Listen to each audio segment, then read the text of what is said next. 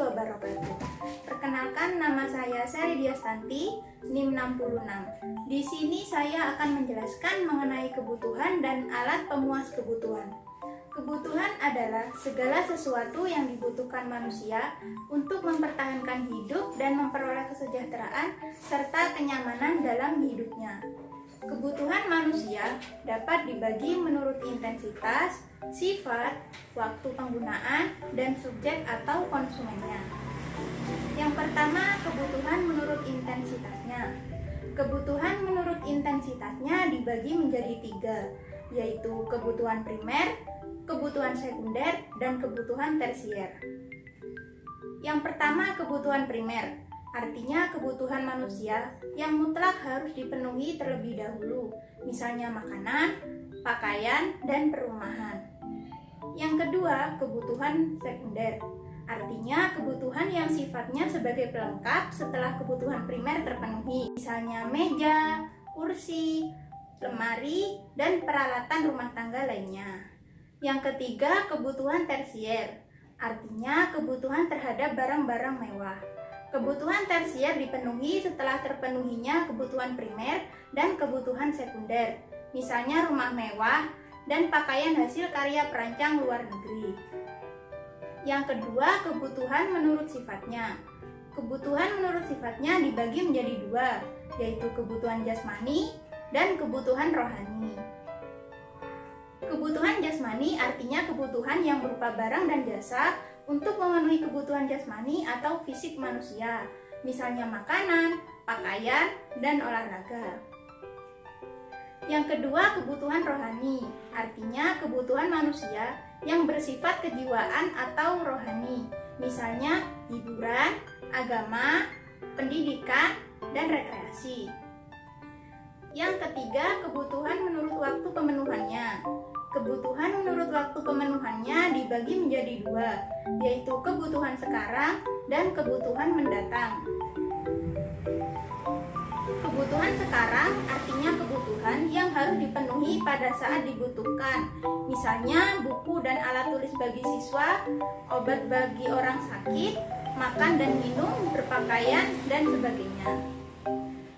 Yang kedua, kebutuhan mendatang, artinya kebutuhan yang pemenuhannya dapat ditangguhkan, tetapi sekalipun demikian perlu dipersiapkan dari sekarang, misalnya tabungan dan payung sebelum musim penghujan. Yang keempat, kebutuhan menurut subjek atau konsumennya. Kebutuhan menurut subjek atau konsumennya dibagi menjadi 2, yaitu kebutuhan perseorangan atau individu dan kebutuhan masyarakat atau sosial. Kebutuhan perseorangan atau individu artinya kebutuhan yang langsung berhubungan dengan pribadi-pribadi manusia, misalnya kacamata bagi yang membutuhkan kacamata dan alat pertanian bagi petani serta buku pelajaran bagi pelajar. Yang kedua, kebutuhan masyarakat atau sosial, artinya kebutuhan untuk umum atau masyarakat yang mempunyai kepentingan sama, misalnya jalan, jembatan, sekolahan, dan pasar. Yang selanjutnya saya akan membahas mengenai alat pemuas kebutuhan. Untuk memenuhi kebutuhan hidupnya, seseorang memerlukan alat pemuas kebutuhan. Alat pemuas kebutuhan tersebut berupa barang dan jasa. Barang adalah setiap benda berwujud yang mempunyai manfaat atau guna bagi manusia, dan jasa adalah benda tak berwujud atau abstrak yang juga berfungsi sebagai alat pemuas kebutuhan manusia. Jenis-jenis barang alat pemuas kebutuhan dibagi menjadi 5. Yang pertama, barang menurut sifatnya. Barang menurut sifatnya dibagi menjadi 2, yaitu barang ekonomis dan barang bebas. Barang ekonomis adalah barang yang jumlahnya terbatas bila dibandingkan dengan kebutuhan manusia, sehingga untuk memperolehnya memerlukan pengorbanan, baik tenaga maupun uang, misalnya makanan, minuman, pakaian, rumah, dan air mineral. Yang semuanya harus kamu dapatkan dengan melakukan pengorbanan. Nah, pengorbanan ini misalnya kamu harus membayar dengan sejumlah harga tertentu. Yang kedua, barang bebas. Barang bebas adalah barang yang tersedia dan tidak terbatas jumlahnya, sehingga untuk memperolehnya tanpa mengeluarkan pengorbanan, misalnya air, udara, sinar matahari, angin, dan hujan yang dapat kamu peroleh tanpa melakukan pengorbanan. Yang kedua, barang menurut fungsinya. Barang menurut fungsinya dibagi menjadi dua, yaitu barang konsumsi dan barang produksi. Barang konsumsi adalah barang yang langsung dapat memenuhi kebutuhan manusia atau barang jadi. Barang konsumsi disebut juga barang siap pakai, misalnya sepatu, baju, kaos, dan televisi. Yang kedua, barang produksi atau barang modal adalah barang yang tidak langsung memenuhi kebutuhan manusia atau konsumen, tetapi merupakan alat pembantu dalam proses produksi, misalnya mesin produksi, gedung atau bangunan, pabrik, tanah, dan bahan baku. Yang ketiga, barang menurut wujudnya. Barang menurut wujudnya dibagi menjadi dua, yaitu barang konkret dan barang abstrak. Barang konkret atau nyata adalah alat pemuas kebutuhan manusia yang berupa zat, dapat diraba dan dilihat, misalnya rumah, makanan, sepeda motor, mobil, dan perhiasan.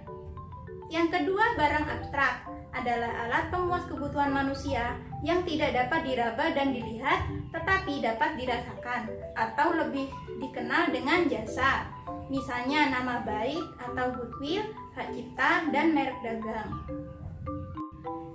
Yang keempat, barang menurut cara penggunaannya. Barang menurut cara penggunaannya dibagi menjadi dua, yaitu barang substitusi dan barang komplementer. Barang substitusi adalah barang yang dapat saling menggantikan. Artinya, bila tidak ada barang yang satu, maka dapat digantikan dengan barang yang lainnya. Misalnya baju dengan kaos, teh dengan kopi, mobil dengan sepeda motor, dan kompor dengan tungku.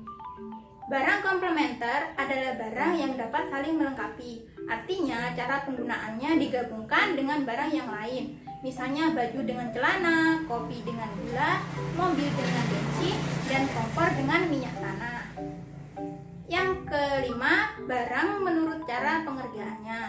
Barang menurut cara pengerjaannya dibagi menjadi tiga, yaitu barang mentah, barang setengah jadi, dan barang jadi. Yang pertama, barang mentah atau bahan mentah. Barang mentah adalah barang yang baru dihasilkan oleh alam, misalnya hasil pertanian dan hasil perkebunan. Yang kedua, barang setengah jadi adalah barang yang masih dalam proses produksi, misalnya tepung, kain, dan kulit. Yang ketiga, barang jadi adalah barang yang telah selesai mengalami proses produksi dan langsung dapat dikonsumsi, misalnya sepatu, kaos kaki, tas, dan pakaian. Yang selanjutnya saya akan menjelaskan mengenai jenis-jenis kegunaan barang atau benda. Yang pertama, elemen utility atau manfaat elemen. Artinya, benda berguna karena mempunyai zat asli yang dibutuhkan, misalnya umbi-umbian, buah-buahan, dan sayur-sayuran. Yang kedua, time utility atau manfaat waktu. Artinya, benda akan lebih bermanfaat bila digunakan pada waktu yang tepat. Sebagai contoh, menimbun gabah untuk persiapan pada masa paceklik dan payung pada saat musim hujan. Yang ketiga, place utility atau manfaat tempat. Artinya, benda yang setelah dipindahkan tempatnya akan lebih bermanfaat bagi manusia. Misalnya, pasir di sungai dipindahkan ke kota dan kayu di hutan dipindahkan ke kota dipakai sebagai bahan bangunan. Yang keempat, form utility atau manfaat bentuk. Artinya, benda setelah diubah bentuknya dapat lebih bermanfaat bagi manusia. Misalnya kayu diubah menjadi mebel, kain diubah menjadi baju atau celana, gandum diubah menjadi roti, dan sebagainya. Yang kelima, ownership utility atau manfaat hak milik. Artinya, benda yang dapat bermanfaat setelah dimiliki. Misalnya mobil yang masih di toko setelah dibeli oleh konsumen akan menjadi lebih berguna. Demikian pemaparan materi dari saya. Semoga ilmunya bermanfaat. Wassalamualaikum warahmatullahi wabarakatuh.